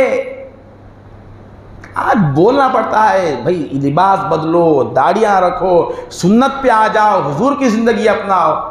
मोहब्बत का मसला है। सरकार दो आलम इतने बड़े मुहिब और आशिक क्या लफ्ज़ इस्तेमाल करेंगे? सब पूरे लफ्ज़ कम है हुजूर के लिए। आप फरमाते हैं ऐ जिब्रील, तुम तो कहते हो, तुम्हारा क्या ख्याल है? जिब्रील फरमाया इन्नल्लाह क़द इश्ताक़ा इला लिक़ाइका या रसूलल्लाह, ऐ अल्लाह, अल्लाह आपका बड़ा मुश्ताक है। आप चाहे या ना चाहे वो तो बड़े ज़माने से चाह रहा है कि आप जल्द से जल्द आ जाए। कहा ठीक है जिब्रील, तुम्हारा मशवरा तो अल्लाह की तरफ का है, तुम तो अल्लाह का साइड दे रहे हो, मगर मेरी उम्मत को मैं किस हाल में छोड़कर जाऊं? हमारा अफसोस मरते वक्त माल को छोड़े जाने पर है, घर छूट रहा है ये अफसोस है, बीवी बच्चे छूट रहे हैं ये अफसोस है। और सरकार दो आलम सल्लल्लाहु अलैहि वसल्लम उम्मत से जो मोहब्बत किए हैं उसका अंदाज ये है कि वो न किसी बात पर अफसोस कर रहे हैं, उनको सिर्फ उम्मत के छोड़े जाने का अफसोस है। मेरी उम्मत किस हाल में छोड़कर जाऊं मैं? जाओ अपने परवरदिगार से पूछो। जिब्रील अलैहिस्सलाम फिर अल्लाह की बारगाह में गए, मलकुल मौत ठहरे हुए हैं वैसे हाथ बढ़कर, जब तक मेरे उम्मत का फैसला नहीं होगा मैं कोई फैसला नहीं दे सकता। मेरे उम्मत का फैसला होना चाहिए, मेरे उम्मत के साथ मेरे जाने के बाद क्या हाल होगा, क्या सलूक होगा। अल्लाह तबारक व तआला ने फरमाया जिब्रील जाओ मेरे महबूब को तस्कीन दो, उनसे कह दो कि आपके बाद हम आपकी उम्मत को ज़ाय नहीं करेंगे, आपकी उम्मत को हम दर बदर नहीं करेंगे। जाके कह दो कि मैं आपकी उम्मत 1 साल के पहले भी तौबा कर ले तो कबूल है। मलकुल मौत जिब्रील अलैहिस्सलाम आ गए, या रसूलल्लाह अल्लाह की तरफ से खुशखबरी है, आपकी उम्मत 1 साल के पहले भी गुनाहों से तौबा कर ले तो बख्शा जाएगा। कहा क्या जिब्रील वो कौन सा साल है, किसको मालूम है? मलकुल मौत जिस तरह मेरे दरवाजे पर इजाज़त लेकर आ रहे हैं, क्या मेरी हर उम्मती के दरवाजे पर जाएंगे इस तरह से? फिर किसको पता चलेगा कि कौन सा साल है? फिर गए, फिर अल्लाह ने फरमाया ठीक है 1 महीना पहले। हुजूर ने फरमाया महीना कौन सा है किसको मालूम? फिर बात 1 हफ्ता पहले तौबा कर ले तो माफ कर दूंगा। हुजूर ने फरमाया वो कौन सा हफ्ता है किसको मालूम? फिर फरमाया 1 दिन पहले। हुजूर ने फरमाया कौन सा दिन है किसको मालूम? कितनी गुफ्तगू हो रही है। 1 घंटा पहले हुजूर ने फरमाया मुझे अब भी तसल्ली नहीं, वो घंटा कौन सा है किसको मालूम होगा। मौत तो आम क्या में 1 सेकंड की भी मोहलत नहीं रहती। 1 सेकंड पहले भी हमें मालूम नहीं होता कि इस सेकंड के बाद मेरी मौत है, उसके बाद मैं जिंदा नहीं रहूंगा। कौन सा है आखिरी घंटा, कौन सा है? फिर आखिर में अल्लाह ने फरमाया ऐ जिब्रील जाओ मेरे महबूब से कहो कि वो क्या चाहते हैं। आखिरी लम्हे में भी अगर तौबा कर ले तब भी मैं कबूल कर लूंगा। मेरे महबूब से कहो कि वो जल्दी आ जाए। आखिरी लम्हा, उसके बाद कोई और जमाना भी ना हो। जिब्रील अलैहिस्सलाम आते हैं और कहते हैं या रसूल अल्लाह आखिरी फैसला आपके मंशा के तहत कर दिया गया, आखिरी लम्हे में भी आपका उम्मती गुनाहों पर तौबा कर ले, उस पर भी माफ़ी है। पहले वो आखिरी लम्हा जब आता है तो फुर्सत होनी चाहिए ना। आखिरी लम्हा याद रखिए, ये जो हम सोच बना कर रखे हैं कि वक्त आखिर तौबा करके मर जाएंगे, ये बहुत कठिन मसला है। ये वक्त आखिर हर एक को तौबा नसीब नहीं होती। जो ज़िंदगी अल्लाह के मंशा के साथ गुजारे उसको खुद ब खुद अल्लाह तबारक व तआला कलीमे की तौफीक देता है। सारी ज़िंदगी पर हमारा वक्त आखिर मुनासिर है। आखिर में कैसा भी कलमा पढ़ लेकर मर जाएंगे। आखिर में लोगों के हालात नहीं देख रहे, जो लोग बिस्तरों पे 1-1 साल 2-2 साल, अरे 70 साल 80 साल के बाद हमारा माइंड क्या रहता हमें नहीं मालूम। अपने लोगों को पहचान नहीं सकते लोग, नहीं देखे हम ये हालात। बीमार लोग जो रहते पहचानते कौन है, फला है, पहचान भी नहीं सकते। अपने बच्चे को पहचान नहीं सकते, सामने बच्चा बैठा है उसको पहचान नहीं सकते। जिस बच्चे को बचपन से पाल पोस कर अब तक 40-50 साल से देख रहे हैं उसको भूल गए तो कलीमे को कैसे याद रखेंगे। तो बात दूसरी तरफ जा रही है। हमारा उन्वान ये था कि एक तो मजाजी इश्क है, इश्क मजाजी है जो दुनिया और दुनियावी चीज़ों से है, ये कभी काम नहीं आई। एक मोहब्बत है, हकीकी इश्क है, जो आने के बाद इंसान को हर चीज़ फीकी लगती है। अगर ये मोहब्बत नहीं आई तो हर चीज़ से मोहब्बत करता रहेगा इंसान। आज एक चीज़ पसंद आती, कल और एक चीज़ पसंद आती। अरे चप्पल से भी हमको मोहब्बत, गाड़ी से हमको मोहब्बत, कपड़ों से मोहब्बत, ये हर घटिया चीज़ से मोहब्बत शुरू हो जाती। अगर अल्लाह से एक मोहब्बत हो जाए तो सारी घटिया चीज़ें ख़त्म हो जाएगी।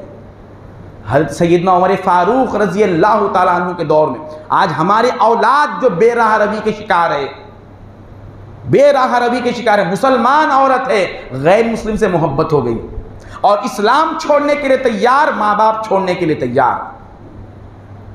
अब सब सारे लोग रोकने की कोशिश कर रहे हैं कि ये मुसलमान, अरे मुसलमान ही नहीं है वो।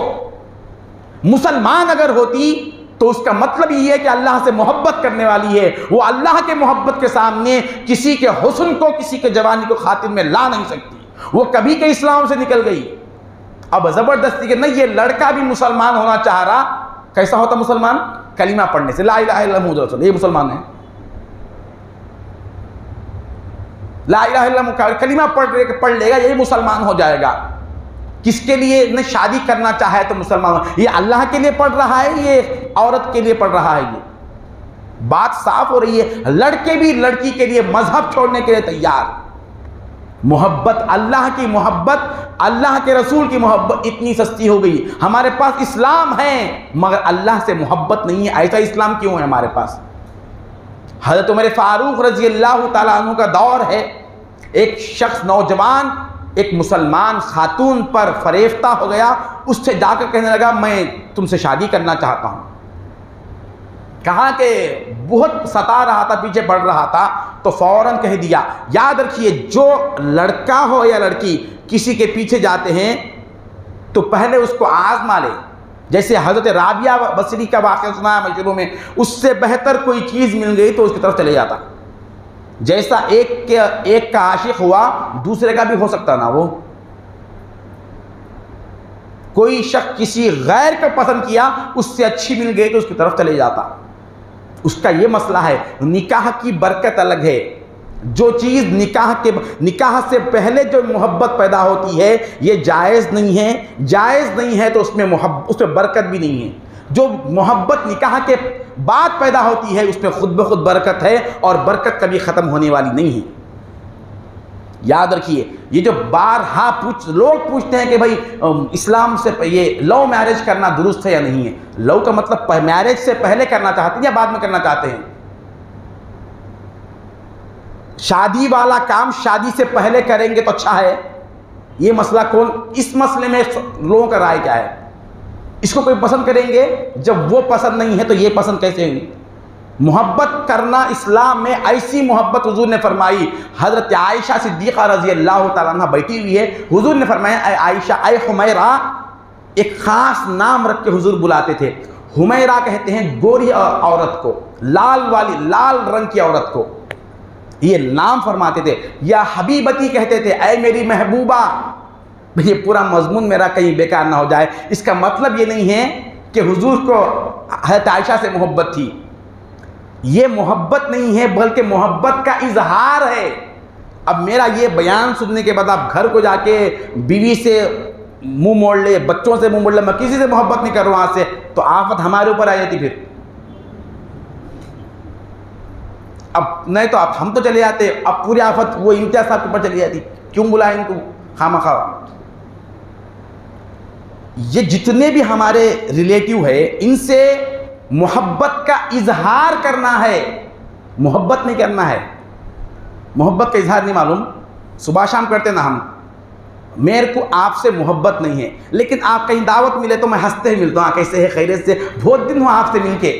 अब दिल में ये है, आज भी कहीं क्यों दिखाई नहीं? कितने ऐसे कट्टर दुश्मन हैं आपस में, और अच्छा महफिल में अच्छे मिल लेते, अच्छा मिल के हंसते हुए, हंसी भी रहती, हंसी भी बरकरार रहती। कहाँ से आ गई वो हंसी? दिल में मोहब्बत भी नहीं है। जिस तरह से किसी शख्स से मोहब्बत नहीं है, दुश्मनी है, लेकिन हंसते हुए मोहब्बत का इजहार कर रहे हैं, इसमें हमारा बहुत बड़ा मलका है, बहुत बेहतरीन टैलेंट हमारे पास है। जैसे ही जो भी चीज़ सामने आए, जितना भी गहरा रिश्तेदार सामने आए, उससे जब हमारा ताल्लुक़ हो तो क़ल्बी ताल्लुक़ ना हो, बीवी से मोहब्बत के लिए इंतहा कर दे, मगर दिल में मोहब्बत नहीं आना चाहिए। दिल में किसी के लिए जगह नहीं है, दिल में किसी के लिए जगह नहीं है सिवाय मौला के। अब मुसलमान कारोबार के बारे में हुजूर ने फरमाया, जब वो कारोबार के लिए बाजार में बैठता है तो लोग देख कर ये कहेंगे कि ये पक्का दुनियादार है। जैसे ही मस्जिद से आज़ान की आवाज़ आ जाए और मस्जिद में नमाज के लिए आ जाए, तो उसी शख्स को जिसको बाजार में देखकर पक्का दुनियादार कह रहे थे लोग, अब मस्जिद में देखकर ये कहने लगे कि इससे बड़ा दीनदार कोई नहीं है, ये पक्का मोहब्बत करने वाला है। बाजार में बाजार का एतबार, अल्लाह के बारगाह में आ जाए तो फिर किसी का एतबार वहाँ बाकी नहीं रहता, किसी का एतबार वहाँ बाकी नहीं था। सहाबा कराम अपनी अहलो इयाल से मिले बैठते थे, जैसे ही हुक्म खुदा हुक्म रसूल आ जाए तो ऐसे पामाल कर देते, सब कुछ भूल जाते थे।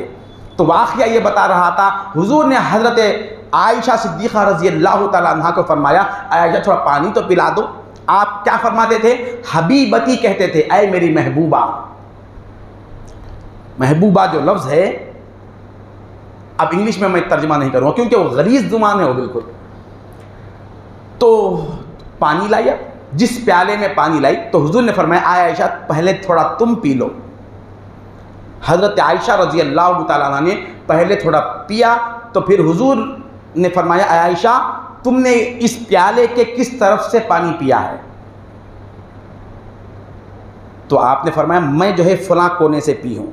तो हुजूर पाक सल्लल्लाहु अलैहि वसल्लम उसी जगह पर अपने मुबारक दहन को मुंह को लगाकर वहीं से पानी पीते हैं।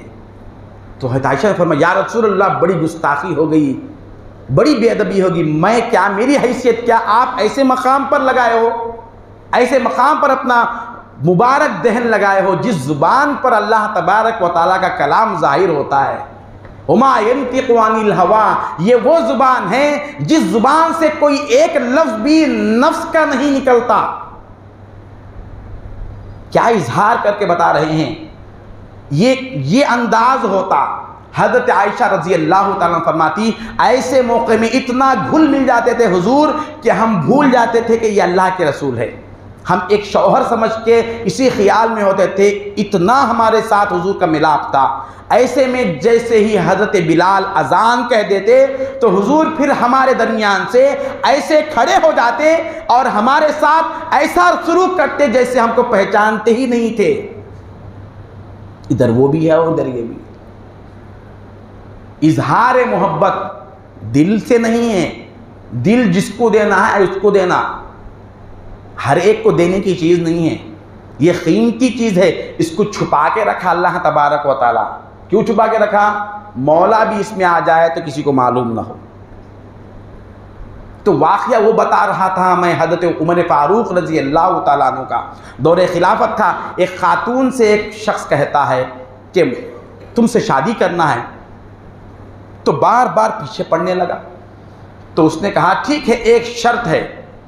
देखिए, पहले मोहब्बत को आजमाना है, जो भी हमसे मोहब्बत का इजहार करता है उसको आजमाना है।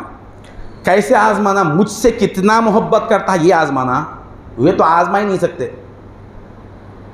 हमसे कितना मोहब्बत करता है, बिल्कुल ये गलत है। हमसे वही शख्स मोहब्बत का इजहार सही करके उसका हक अदा कर सकता है जो अल्लाह से सही मोहब्बत किया हो। उस खातून ने शर्त लगाया, ठीक है मैं तुम्हारे से शादी करने के लिए तैयार हूँ, लेकिन शर्त यह है कि तुम 40 दिन तक हज़रत उमर फ़ारूक रज़ी अल्लाह तआला अन्हु के पीछे नमाज पढ़ो। 40 दिन तक बग़ैर किसी नागे के बाजमात हज़रत उमर फ़ारूक रज़ी अल्लाह तआला अन्हु के इख्तिदा में नमाज पढ़ो। असल में हज़रत उमर के पीछे पढ़ो बोल के नहीं है, वो 40 दिन जो काम मुसलसल बग़ैर नागे के किया जाता है उसकी बरकत और होती है। तो वो मान गया कि बहुत 1 रुपये का भी खर्चा नहीं है। मैं तो समझा था कि तुम्हारे शराइत के पीछे तुम क्या क्या मांगे करोगी, बहुत आसान शर्त है।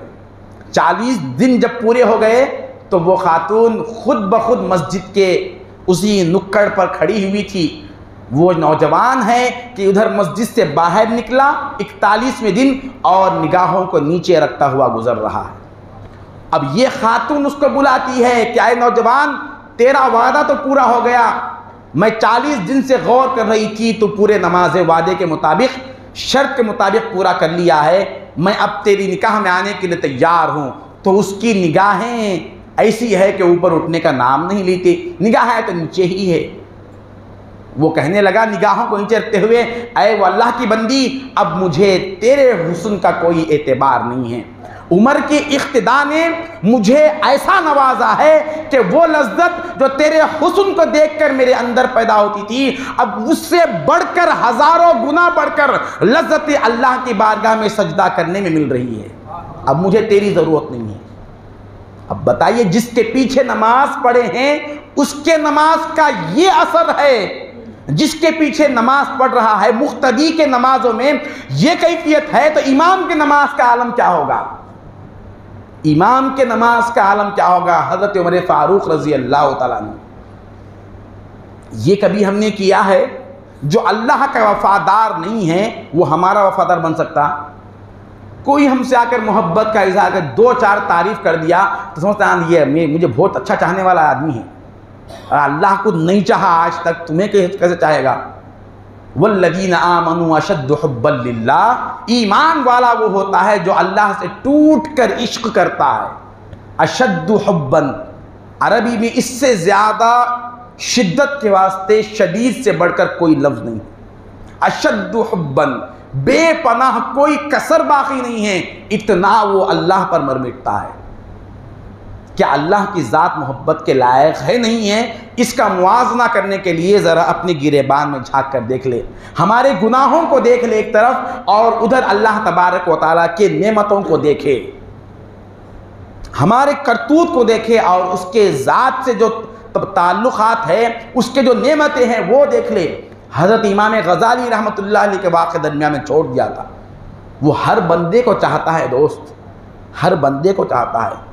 गुनाहगार से गुनाहगार बंदा ये इस राज को जिस दिन समझ सकता है उसी दिन उसकी ज़िंदगी में कामयाबी है। हर शख्स समझता मैं बहुत मुसीबत ज़दा हूँ, अल्लाह ताला मेरे तरफ देख रहा ही नहीं। हर शख्स ये क्यों समझ रहा है, मायूस क्यों हो गए? भाई तुम पलटे कब अल्लाह की तरफ? हम अल्लाह की तरफ पलटते कब हैं? हमें तो पलटने की तौफीक ही नहीं है। कभी पूछे उसको, अपनी मुसीबत उसके पास, आप किसी के पास मत जाइए, वो जो रगे जान से करीब है। अल्लाह तेरे कलाम में तूने खुद फरमाया कि तू मेरे रगे जान से करीब है, तू रगे जान से करीब है और मैं परेशान क्यों हूँ? कभी उससे पूछे हम? पूरे दुनिया को हटा दे, बैठ जाए बस उसके सामने, लूँगा तो तेरे दर से लूँगा। क्या वो गरीब है? क्या उसके ख़जाने में कमी है हमको देने से? वो कैसे खाली भेजेगा? अरे माँ बाप अपने औलाद के इतने नाज उठाते हैं कि अल्लाह तबारक व तआला बंदे को छोड़ देता। हज़रत इब्नुल क़य्यिम रहमतुल्लाहि अलैह अपना एक आंखों देखा वाक़या बयान करते हैं। मुझे अल्लाह की मोहब्बत जो बंदे से अल्लाह करता है उसका अंदाज़ा उस वक्त हुआ जब मैंने एक वाक़ये को देखा। एक घर में माँ और बेटा दोनों झगड़ रहे थे, लड़ाई हो रही थी माँ और बेटे के दरमियान। बेटे की कोई फरमाइश माँ ने पूरी नहीं की और लड़ने लगा। माँ ने कह दिया कि हम तेरी ये फरमाइश पूरी नहीं हो सकती। बेटे ने कहा तो मैं इस घर में रहने वाला भी नहीं हूँ, लिहाजा मैं कहीं और जाकर रहूँगा। बेटा जो है गुस्से से घर से बाहर निकल गया और दरवाज़ा ज़ोर से पटकता हुआ वो निकल गया वहाँ से। बच्चा जैसे ही बाहर निकला, माँ पीछे से आई। ये गली के किनारे पर ठहरकर हज़रत इब्नुल क़य्यिम रहमतुल्लाहि अलैह देख रहे हैं मंज़र। बच्चा निकल कर चला गया। थोड़ी देर के बाद माँ बाहर आती है और देखती है कि बच्चा किधर गया। बच्चा कि अब तक तो लड़ रही थी, किधर गया देख रही थी। उसके बाद माँ ने दरवाजे को पूरा बंद नहीं किया, एक दरवाज़ा थोड़ा सा खुला रख दिया। माँ ने दरवाज़ा खुला रखा। हज़रत इब्नुल क़य्यिम फ़ौरन घर पे गए और कहने लगे, अय माई, मैंने दो अजीब बातें देखी है कि अब तक तो बच्चा लड़ रहा था, तो थोड़ी देर के बाद बच्चा जाने के बाद क्यों आकर झांक रही थी। तो माँ ने कहा आखिर मेरा ही बच्चा है, वो किधर गया देख रही थी। फिर क्या हुआ, फिर जब वो नज़र नहीं आया तो मैं वापस हो गई। इब्नुल क़य्यिम ने फरमाया फिर ये दरवाज़ा क्यों खुला रखा तुमने, दरवाजे तो लोग बंद रखते हैं। मैंने दरवाज़ा इसलिए खुला रखा, मेरा बच्चा जब वापस आएगा तो उसको दरवाज़ा खटखटाने में शर्मिंदगी महसूस ना हो, इसलिए मैं दरवाजे को खुला रख दिया। ये एक माँ इंसान है जिसकी मोहब्बत का ये आलम है। बच्चे को आने में ताख़ीर और शर्मिंदगी ना हो, इसलिए दरवाज़ा भी खुला रखती है। अल्लाह से दूर, उसकी चाहत से दूर जो बंदा है, अल्लाह तबारक व तआला उस बंदे को छोड़ देगा। इन अतानी लैलन क़बिलतुहु, इन अतानी नहारन क़बिलतुहु। ऐ बंदे, तो रात में भी आ, मेरा दरवाज़ा खुला है, तो दिन में भी आ, मेरा दरवाज़ा खुला है। मैं कभी दरवाज़ा बंद ही नहीं करता। अरे उसको दरवाज़ा ही नहीं कि बंद कब करे हो। हज़रत हसन बसरी रहमतुल्लाहि अलैहि से किसी ने पूछा कि आपने अल्लाह की मारिफत कैसे हासिल की, तो आपने फरमाया मैंने एक बूढ़ी औरत से हासिल की। कौन है ये? हज़रत अली शेर खुदा, बाबू मदीनतिल इल्म के शहर के दरवाज़ा जिसको कहा है। ऐसी शख्सियत कह रही है कि मैंने एक बूढ़ी खातून से मारिफत अल्लाह की पहचान हासिल की। कहा कि हज़रत वो कैसे? मैं एक मर्तबा बयान कर रहा था मिंबर पर और लोगों से कह रहा था क्या ऐ बंदो, अल्लाह तबारक व तआला के दरवाजे पर तुम जब भी दस्तक लगाओगे अल्लाह ताला खोलेगा। रात में आकर दस्तक करोगे अल्लाह खोलेगा, तुम दिन में आकर दरवाज़ा खिटखिटाओगे जब भी वो खोलेगा। मैं इस तरह से बयान कर रहा था, एक खातून बुढ़िया आकर कहने लगी, ऐ हसन, मेरे रब के दरवाजे बंद कब हुए जो खोलेगा? अल्लाह के बारे में क्या समझा रहे हो? वो दरवाज़ा बंद कब किया है जो जाने के बाद खोलने वाला है? उसके दरवाजे तो हमेशा से खुले हुए हैं। बंद करने की बात क्यों कर रहे हो? वो तो पहले से मुंतज़िर है कि मेरा बंदा कब आएगा।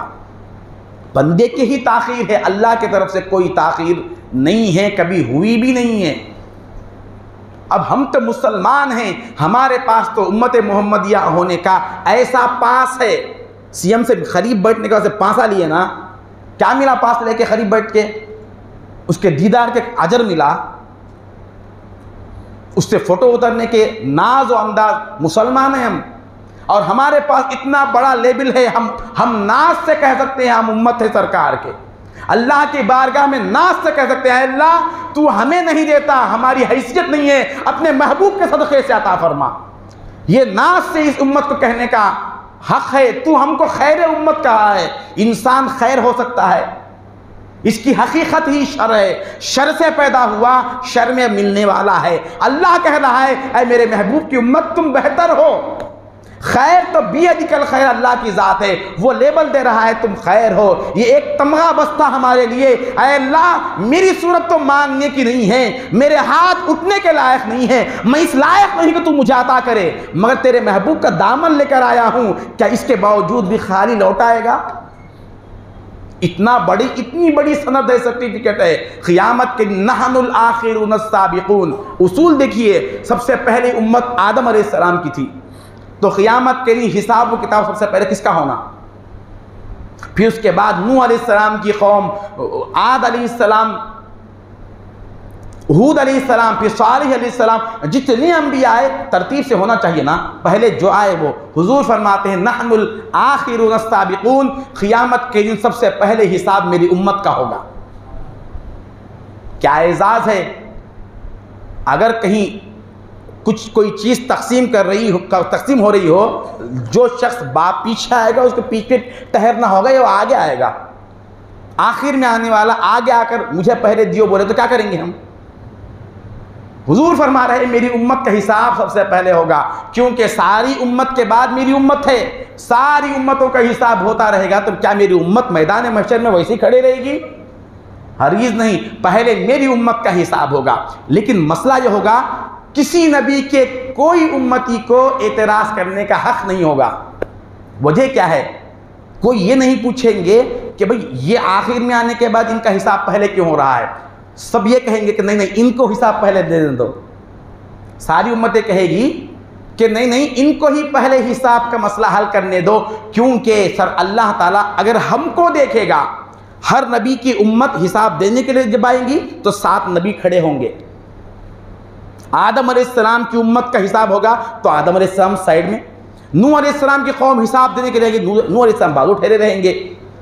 अब जितने अंबिया आएंगे उनकी उम्मत आएगी, अल्लाह ताला उनको देखकर, उन उम्मतियों को देखकर अल्लाह का गज़ब ज़्यादा हो जाएगा।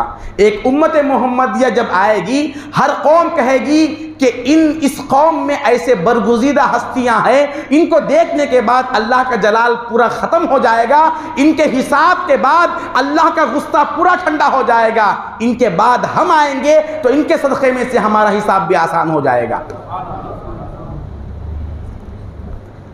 इस उम्मत से मुराद हम समझ रहे, हम लोग समझ रहे नहीं, हम हमारी सूरतें देख, हम भी पहले वालों की के सदक़े में ही बख्शे जाना है। इस उम्मत के वो लोग जिनको देखकर अल्लाह का गज़ब ठंडा हो जाता है, वो अबू बकर सिद्दीक़, वो उमर फ़ारूक, वो उस्मान गनी, वो हज़रत अली मुर्तज़ा शेर खुदा, ये हज़रात है। हुजूर फरमाते हैं इन्नल्लाह यतजल्ला लिन्नासी आम्मतन व अबी बकर खासतन। जैसे ही अल्लाह तबारक व ताला हज़रत सय्यदना अबू बकर सिद्दीक़ रज़ी अल्लाह ताला अन्हु को देखेगा मैदान में, सारे लोगों के साथ अल्लाह की तजल्ली अलग होगी, इनको देखने के बाद तजल्ली ही अलग होगी, देखते ही जलाल ख़त्म हो जाएगा। हज़रत उमर फ़ारूक रज़ी अल्लाह ताला अन्हु जब तशरीफ़ लाएंगे, अल्लाह तबारक व ताला हदीस में है कि इन्नल्लाह अव्वलु मन साफ़हहुल्लाहु तबारक व ताला उमर औ कमा क़ाल, सबसे पहले अल्लाह तबारक व ताला हज़रत उमर आएंगे तो अल्लाह कहेगा ऐ उमर, हिसाब तो बाद में लेंगे, ज़रा हाथ तो आगे बढ़ा, तुझसे मुसाफ़ा तो कर लूँ। मुसाफ़ा अल्लाह तबारक व ताला करेगा।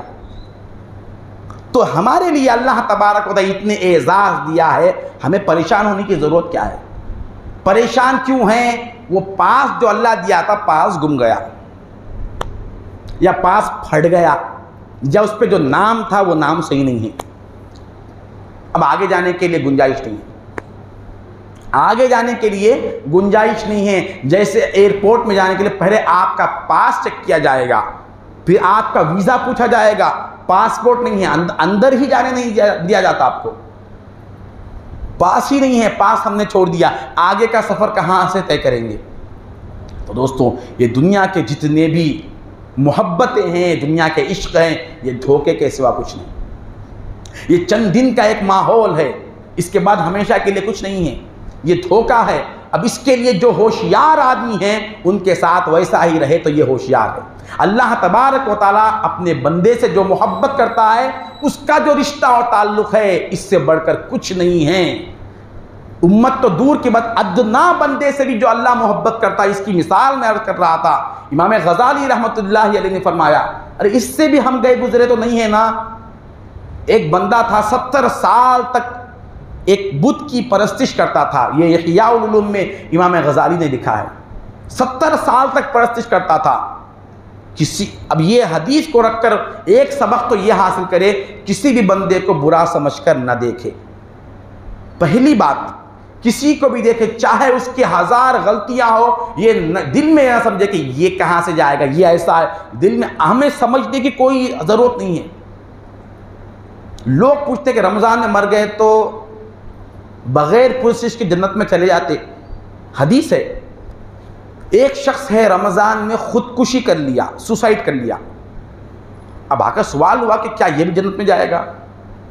एक सवाल आया, एक शख्स था इंतहाई बदमाश किस्म का था, वो नमाजी भी नहीं, वो कुछ भी नहीं था, क्या वो भी जन्नत में जाएगा, क्या उसकी मग़फ़िरत होगी।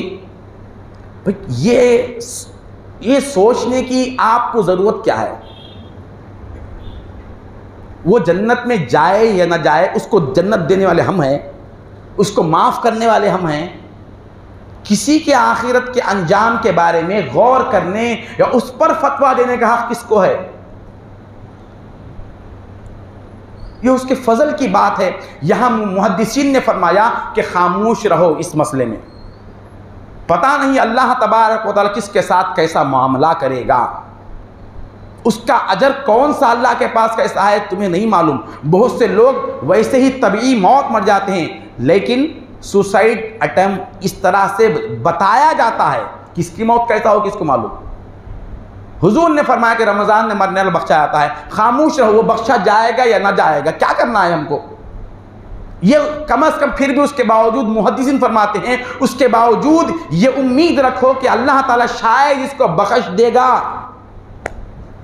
इसको बख्श देगा, यही उम्मीद रखो। उसके बावजूद फरमा रहे, कौन से बंदे को अल्लाह तबारक व तआला कैसा बख्श देगा नहीं मालूम। अरे फिरौन का तो हाल अजीब था। फिरौन जब दरिया में गर्क कर दिया गया, वो पूरा वाक़या तो नहीं अर्ज़ करूँगा, सारी बनी इसराइल आगे निकल गई, फिरौन और उसकी जो कुछ लश्कर थे वो सारे गर्क हो गए। फिरौन जब पूरा ख़त्म हो गया, मर गया, वाक़या पूरा हो गया, तो मूसा अलैहिस्सलाम को अल्लाह ने पूछा, क्या मूसा, फिरौन डूबता डूबता तुम्हें पुकारा था, तुमने जवाब क्यों नहीं दिया। डूबता हुआ तुम्हें पुकारा था। तो मूसा अलैहिस्सलाम ने कहा कि ऐ अल्लाह, मैं अब जवाब देकर क्या करूं, मैं उसको हज़ारों मरतबा उसको बुलाया था, दावत दिया था अल्लाह की तरफ, मगर वो जवाब नहीं दिया, इसलिए आज बुलाया तो क्यों पलट कर देखूं। मैंने उसके बात पर कान नहीं धरता हुआ निकल गया। मूसा अलैहिस्सलाम उसका जो जुल्म था, ज़्यादती थी, उसके लिए मूसा अलैहिस्सलाम का ये रवैया बिल्कुल गलत नहीं था। इतना सताया है, इतना सताया है कमबख्त, पूछिए मत।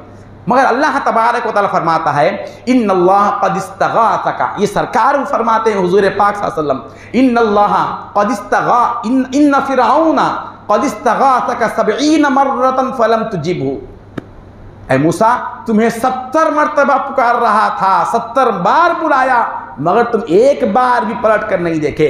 फ़वइज़्ज़ती व जलाली लव इस्तग़ासनी मर्रतन वाहिदा लवजदनी क़रीबन मुजीबा। ऐ मूसा, तुम्हें 70 बार पुकारा, अगर एक बार मुझे पुकारता तो मैं हाजिर हो जाता था। एक बार मेरी इज्जत और जलाल की कसम, एक बार अल्लाह कहता तो मैं उसको आसमानों पर उठा लेता था। मेरा बंदा मुझे पुकारा है। हमने कभी पुकारा इस तरह से? मुसीबत में आ जाने से बच्चा जिस तरह से तड़पता है, माँ को पुकारता है, तो माँ के ममता में जलजला पैदा हो जाता है। बंदे मोमिन, अदना सा अदना बंदा भी मौला को पुकारता है तो उसका अर्श हिल जाता है कि मेरा बंदा हाजत में है, मुसीबत में है, और मैं उसका रब हूँ, मैं नहीं गया तो कैसा। तो इमाम गज़ाली फरमाते हैं, एक वो बंदा था अल्लाह का, 70 साल तक एक बुत की परस्तिश कर रहा था, इबादत कर रहा था। 70 साल गुजर गए, उसका नाम उसने सनम कहकर पुकारता था, सनम कहकर पुकारता था। एक मुसीबत आ गई उसको, बहुत बीमार हो गया, उसको बार बार पुकार रहा था, मगर वो जवाब देने पर आमादा नहीं था। वो पत्थर का बुत कहाँ से जवाब देगा। वो बिल्कुल कमज़ोर हो गया और उसका नाम लेने की भी सलाहियत नहीं थी। सनम कहने के बजाय कमज़ोरी और गुनूदगी में, बेख्याली में, ख्याल में नहीं, पूरे होश में नहीं, होश को खोता हुआ देखकर ऐसे हाल में सनम के जगह स्वाद नून मीम की जगह स्वाद मीम दाल उसके जुबान से समद निकल गया। समद अल्लाह का नाम है। वो लफ्ज़ मिला हुआ था, वो लफ्ज़ आपस में मिला हुआ था। उस लफ्ज़ के बजाय गुनूदगी की वजह से बेशऊरी की हालत में समद निकल गया। अल्लाह ताला ने फरमाया जिब्राइल जाओ मेरा बंदा बुला रहा, फरिश्तों को लेकर जाओ। फरिश्ते कहने लगे ऐ अल्लाह वो तुझे नहीं बुलाया, वो बुत को बुला रहा था, गलती से अल्फाज मिले जुले थे इसलिए तेरा समद नाम निकल गया। नहीं ऐ फरिश्तों जाओ, कुछ भी हो, वो बेख्याली से निकाला हो, वो ये इख्तियार से नाम निकला हो। समद किसका नाम है ये बताओ तुम? क्या मेरे अलावा किसी का नाम समद है? तो मत जाओ। अगर समद मैं ही हूं तो जाओ पूछो कि बेख्याली में मेरा नाम क्यों लिया है। कहां तलाश कर रहे हम अपनी मुसीबतों का हल?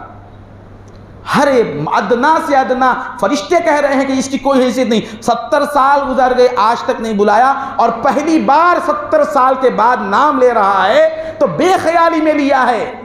तड़प के नहीं पुकारा, इखलास से नहीं पुकारा, दिल से नहीं पुकारा, कोई एतबार कबूलियत का नहीं है। ऐसा मालूम हो रहा था गोया कि अल्लाह इंतजार कर रहा था कि मेरा बंदा बेइख्तियार भी कभी मेरा नाम ले ले तो मैं उसके लिए हाजिर हो जाऊं। ऐसी इससे बढ़कर मोहब्बत के लिए कोई जात है?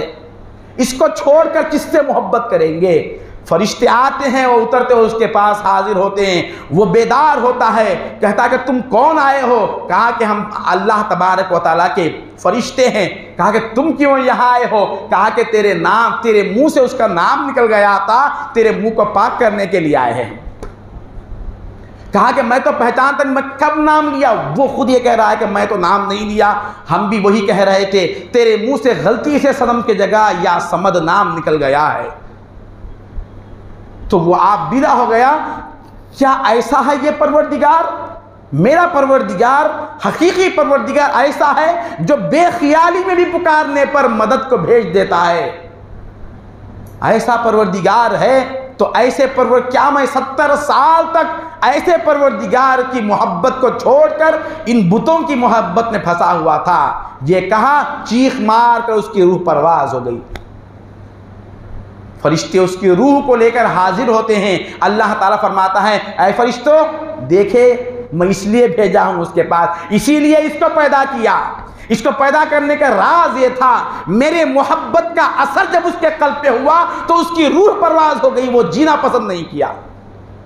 मैं इंसान में ये अदा देखना चाहता था कि मेरी मोहब्बत को पहचानने के बाद उसका क्या हाल होता है, मेरे इश्क को जानने के बाद उसके अंदर कैफियत क्या होती, ये देखना चाहता था। अरे मेरी मोहब्बत की एक झलक आज देखा है, 70 साल अगर देखा तो ये जिंदा कहाँ रह सकता था? तो दोस्तों, अल्लाह तबारक व तआला से बढ़कर मोहब्बत का लायक, मोहब्बत के कोई लायक नहीं है।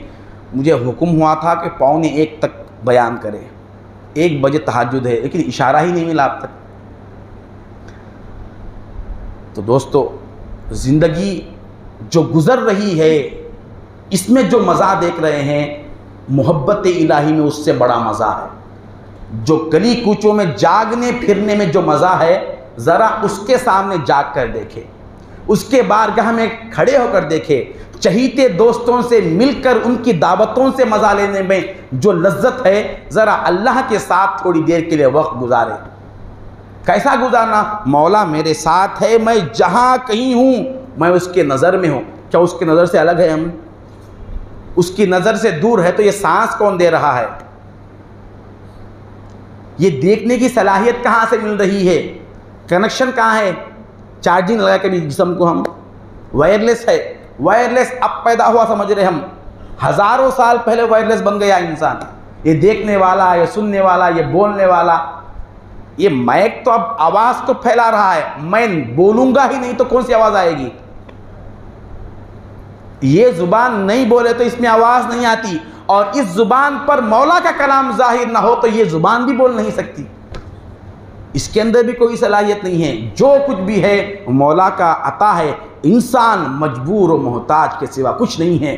तो पहले अपने आप को मजबूर समझे, अल्लाह से बढ़कर हमारा हाजत रवा कोई नहीं है। जिसको भी देखे तो ये समझे कि ये अल्लाह का महबूब बंदा है। हर बंदे को अल्लाह माफ़ करना चाहता है, बख्शना चाहता है, मगर बंदा ही पीछे है।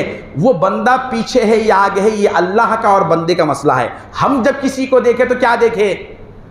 अल्लाह का बंदा है, बस इसका मामला अल्लाह के सपुर्द। ये फला है, ये ऐसा करा वैसा करा, वहाँ उसको डुबा दिया। भाई इसको भी डुबाया, तुम्हारे को क्या करना है? अल्लाह तबारक व तआला फिरौन को जब ये मकाम दे रहा है, बस उसके मजम्मत करे, वैसे ही नहीं छोड़ दे। अल्लाह वाला है मत बोलिए, ये नहीं कि ये जैसा भी कहे अल्लाह वाला, ये बोलना भी नहीं है, बुराई बयान नहीं करना है। उसको तंबीह कर सकते हैं, नसीहत करे। कोई बुरा कर रहा है, डट के बोले तुम ये गलती कर रहे हो, लेकिन दिल में उसके बारे में बुरा नहीं होना। यानी गुनाह से नफरत करना है, गुनाहगार से नहीं है। दिल में उसके बारे में बात नहीं होना। हमारे पास लड़ाइयाँ झगड़े होते होते ज़ातियात पे चले जाते, ज़ातियात पे चले जाते। वहाँ नहीं, उन्होंने वहाँ भी वैसा करे कहते, उन्हें घर में भी ऐसा कहते, वो नहीं, वो पैदाइशी उनके ऐसी कहते, वहाँ तक क्यों है? ये ज़ातियात पे आगे ना आप। मेरी कोई बात आपको पसंद नहीं आई तो उस बात पे झगड़ना, आप ये बात कुरान और हदीस के खिलाफ कैसा करें? बराबर खड़ा के पूछ सकती हैं, पूछना छोड़ना भी नहीं बिल्कुल। लेकिन वो छोड़ के ज़ाती मसाइल पे चले गए। तुम्हारा घर ऐसा कहते हैं, तुम्हारे बीवी बच्चे ऐसा, तुम्हारा फला ऐसा। ये ज़ातियात पे जाने का मतलब ये है कि बात जो है गुनाह से हटकर गुनाहगार पर आ गई, और बंदा अल्लाह का है, अल्लाह उससे मोहब्बत करता है। मैं अपनी बात को ख़त्म करते हुए अल्लाह पाक से दुआ करता हूँ कि अल्लाह जो कुछ कहा गया सुना गया अमल की तौफ़ीक़ अता फ़रमा, हमारे हाल पर रहम व करम फ़रमा, हमें तौबा की तौफ़ीक़ अता फ़रमा, उस पर इस्तिक़ामत अता फ़रमा, तेरे महबूब तरीन बंदों के तौबा में शुमार करके कबूल फ़रमा। इस महीने के मुख्तसर लम्हात बाकी रह गए, मौला इस महीने के जाने से पहले हमारी मग़फ़िरत फ़रमा, तेरी मोहब्बत अता फ़रमा, तेरे महबूब की मोहब्बत अता फ़रमा, तेरे महबूब के महबूबीन की मोहब्बत अता फ़रमा, हमें इखलास नसीब फ़रमा। मुसलमानों के जान माल इज़्ज़त व आबरू का तो मुहाफ़िज़ बन जा। मुसलमानों के जान माल इज़्ज़त व आबरू का तो मुहाफ़िज़ बन जा। हमें जो परेशान हैं उनके परेशानी को दूर फरमा, जो बीमार है उनको सेहत अता फ़रमा, जो बीमार है उन्हें सेहत अता फ़रमा। मरीज़ भी तेरा है, मरज़ भी तेरा है, दवा भी तेरी चाहिए मौला, शिफा भी तेरी चाहिए। शाफ़ी मुतलक हम सबको शिफा आजिला कामिला मुस्तमिर्रा अता फ़रमा। हमारे बड़ों को सलामत रख, छोटों को सलामत रख, हमारे मोहल्ले को आबाद रख, यहाँ से नहुसतों को ख़त्म फरमा, झगड़ों को ख़त्म फरमा, तेरी रहमतें अता फ़रमा, आपस में भाईचारगी अता फ़रमा, आपस में एक दूसरे का लिहाज रखने की तौफ़ीक़ अता फ़रमा। तुझे वास्ता है तेरे हबीब पाक सल्लल्लाहु अलैहि वसल्लम का। व आखिरु दावाना अनिल हम्दुलिल्लाहि रब्बिल आलमीन। इन्नल्लाह व मलाइकतहु युसल्लूना अलन नबी या अय्युहल्लज़ीना आमनू सल्लू अलैहि व सल्लिमू तस्लीमा। अल्लाहुम्मा सल्लि अला सय्यिदिना मौलाना मुहम्मदिन व अला आलिहि व सहबिहि अजमाइन व मा अलैना इल्लल बलाग।